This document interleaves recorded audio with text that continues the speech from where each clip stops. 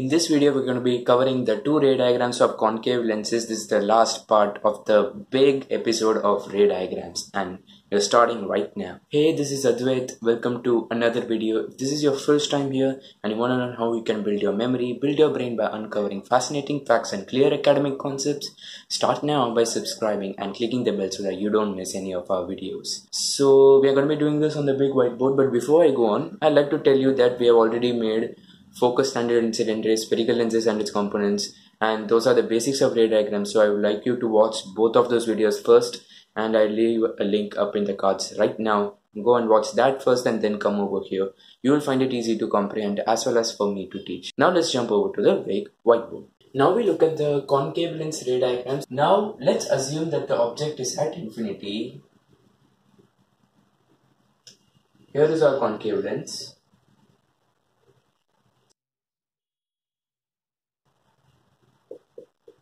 Here's our focus 1, focus 2, 2f1, 2f2, and draw the principal axis. Draw one line. Okay. Now we'll draw parallel rays because we assume that all the light rays coming from infinity are parallel. So let's draw that, and it will appear to pass through a focus, and yes, it does. Wherever the reflected rays meet, there only the image is formed. So therefore the image is formed at f1 because the reflected rays are meeting at this point exactly. It is highly diminished, HD, meaning that it is virtual and direct. So what if you don't assume? If you don't assume, you will get the same location also, and I'll draw it for you in a moment. Now we look at the concave lens ray diagram 1 when we do not assume that the incident rays are parallel to the principal axis.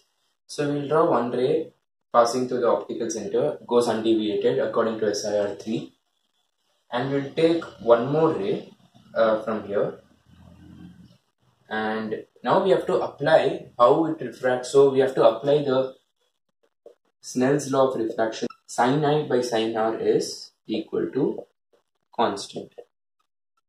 This constant is nothing but refractive index. So anyways, we have to find sin I sin R, which is equal to constant. We should know the refractive index first, then we know I, then we have to calculate sin I, then sin R, then we have to calculate R. So it is a hectic process. So that is why I like to assume that incident rays are parallel to the principal axis. So anyways, it will come somewhat this way, and if you project it, it will meet somewhere over here. Yeah, I didn't draw it properly, but it will meet here only. It is still at f1.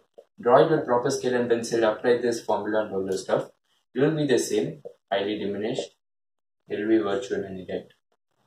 So now we are clear with ray diagram 1. Now we'll move forward for ray diagram 2. Now we'll move forward for the final ray diagram, that is ray diagram 2, when the object is kept anywhere between infinity and the optical center. Because no matter what, the image formed will be the same. I'll tell you how. So let's assume this is the lens. This is f1, this is f2, this is 2f1, 2f2, principal axis, and yeah. Now let's keep the object over here. Oh my god, pretty terrible. 1 minute.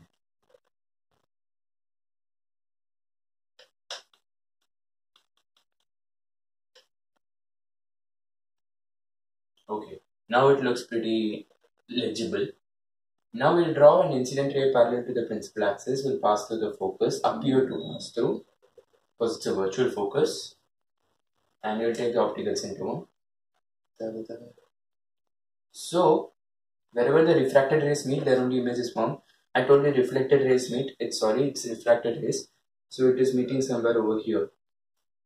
But let me tell you, wherever you give the object, it will always be formed between f1 and optical center. This is standard rule. This is pretty innocent. Wherever you give the object, apart from infinity, the image will always be between f1 and optical center. It is always diminished and it is always virtual and erect. So now if you're looking for a tip to remember the ray diagrams of concave lens, just remember it is always virtual, it is always erect, it is always diminished. Virtual, erect, diminished. Virtual, erect, diminished. It is always in between f1 and optical center or on f1. It is always shuffling between these 2 points. So the image location is always between f1 and O or on f1 in case when the object is kept at infinity. Now I made a Telegram group for all my subscribers where you can chat with me and our academic teacher there. And if you want to join that group, the link is in the description. Now I leave a link out to the playlist of the light ray diagrams on the screen right now. If you haven't watched any of those videos, watch that right now. I have explained the ray diagrams of all the mirrors and lenses that are out there. And if you haven't subscribed yet, make sure you do that as well. Thank you so much for watching. I'll see you next time.